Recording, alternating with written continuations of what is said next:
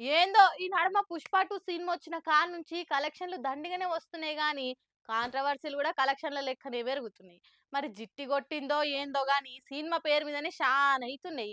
ఇయాల ఆంధ్రాలో గూడా 'పుష్ప' సినిమా జూసొచ్చి ఓ దొంగోడు ఏం పని జేసిండో జూడుర్రి. ఓరి వీన్ దుంపదేగా గిట్ల తయారైండేంద్రో దొంగ మొకపోళ్ళు. తమిళనాడు నుంచి బతుకొచ్చిన సాదిక్ అనేటోడు కాకినాడ జిల్లా నర్సింపట్నంకొచ్చి 'పుష్ప 2' చూసి బస్టాండ్లో పెట్టిన బస్సులో వండుకుండు. ఇక బస్సుకు తాళం అట్లనే ఉండే వరకు దుర్బుద్ధి పుట్టింది. మంచిగా దాన్ని స్టార్ట్ చేసిండు. అల్లూరు జిల్లా చింతలూరు కాడికి తీసుకుపోయి బస్సును బందుకు పెట్టి అండ్ల వండుకున్నాడు. ఈ లోపట పోలీసోళ్ళకు బస్సు పోయిందని డ్రైవర్ ఫిర్యాదయిండు. పోలీసోళ్ళు అన్ని తోవల చెక్ పోస్టులను అలర్ట్ చేసిండ్రు.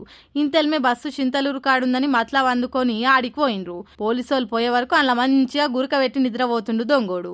బడివే అని దౌడ పండ్లు రాలగొట్టి బస్సును తీసుకొని ఊరికి తీసుకొని పోయిండ్రు. వాణ్ణి టౌన్ లేచిండ్రు. ఇది ఇట్లున్నదా? అటు పూణేలో కూడా ఏడాది తప్పించుకొని తిరుగుతున్న మోస్ట్ వాంటెడ్ స్మగ్లర్ ను 'పుష్ప 2' సినిమా చూస్తుంటే అడ్డేసి దొరకబట్టిండ్రు అక్కడి పోలీసోళ్ళు. ఆ కథ అట్లుంటే అదే నార్త్ లో ఓ పిల్ల వాళ్ళ లవర్ ను 'పుష్ప 2' సినిమాకి దొరకపోమంటే ఆ పిల్లగాడు దొరకపోలేదట.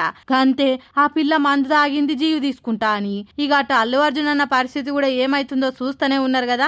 ఏడైనా పేరుకొస్తే పిలిచి అవార్డులు ఇస్తారు కానీ మన తన ఏదైనా పాపులర్ అయితే ఇట్లా ఫస్ట్ కాంట్రవర్సీలు కావాల్సి వస్తుందని నెటిజన్లు కామెడీగా కామెంట్లు పెడుతుండ్రు. తమ్ముడు ఎలా జరిగింది ఏంటి తమ్ముడు ఇలారా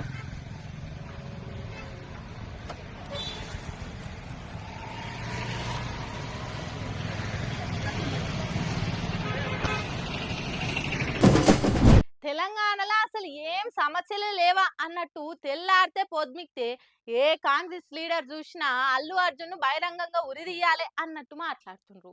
ప్రజా సమస్యలన్నీ గాలికి ఇడిచిపెట్టి ఆ సమస్య వల్లే జనాలంతా బాధపడుతున్నట్టు దాన్ని ముంగటేసుకొని పొద్దుకు 10 మాటలు అల్లు అర్జున్ తిడుతుండ్రు. వాళ్ళే జడ్జిలు అయిపోయి తీర్పిస్తుండ్రు. తెలంగాణ అంతా రామరాజ్యం లెక్క వర్ధిల్లుతుంది.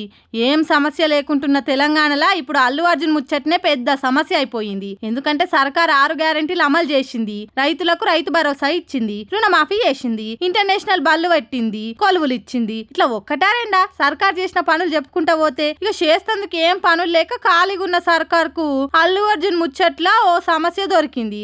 ఇప్పుడు ఆ సమస్య ప్రజలకు అత్యవశ్యకం కాబట్టి దాన్ని పట్టుకొని జనాలకు మంచి చేస్తేందుకు మస్తు ఆరాట పడుతుంది. ఎంత ఆరాటం అంటే మంత్రులు, ముఖ్యమంత్రి అందరు కూడా అల్లు అర్జున్ అనేట ఆయనను ఉరిదీసి ప్రాణం తీయాలి అన్నట్టు మాట్లాడుతుండ్రు. వీళ్ళే జడ్జీలు అయిపోయి అల్లు అర్జున్ మీద తీర్పులు ఇస్తుండ్రు. ముచ్చట కోర్టులున్నది, ఏమున్నా అవి చూసుకుంటాయి అన్నది లేదు. ఎంతసేపు ఆ సమస్య తప్ప ఇంకోటి లేదన్నట్టు మాట్లాడుతుండ్రు. దీంతో ఢిల్లీలో రాహుల్ గాంధీకి నేషనల్ మీడియా నుంచి బాగానే సెగ తగిలింది. అల్లు అర్జున్ టార్గెట్ చేసినట్టు ఎందుకు మాట్లాడుతుండ్రు మీ వాళ్ళంతా అని రాహుల్ ని అడిగితే బానే షిదరైందని తెలిసింది. ఎందుకింత ఓవర్ యాక్షన్ చేస్తుండ్రు, ఆ హీరో ఎంబడి ఎందుకు వాడుతుండ్రు, అసలు వచ్చిన అధికారాన్ని ఏం చేద్దాం అనుకుంటారు అని మంచిగానే సొట్లు పెట్టిండట. దాంతో దెబ్బకే సీఎం సారు కాంగ్రెస్ లీడర్లు అందరికీ ఆ ముచ్చట మీద ఎవ్వరు ఏం మాట్లాడొద్దని ఆర్డర్లు పాస్ చేసిండని అంటుర్రు. అల్లు అర్జున్ ముచ్చట మీద ఏమన్నా మాట్లాడితే చర్యలు తీసుకుంటామని వార్నింగ్ ఇచ్చిండని తెలుస్తుంది. చూడుర్రి, రాహుల్ గాంధీ చెప్తే గానీ ఇలా సోయి రాలేదు. అల్లు అర్జున్ మీద అంతగానో ఆరాట పడుతున్నారు.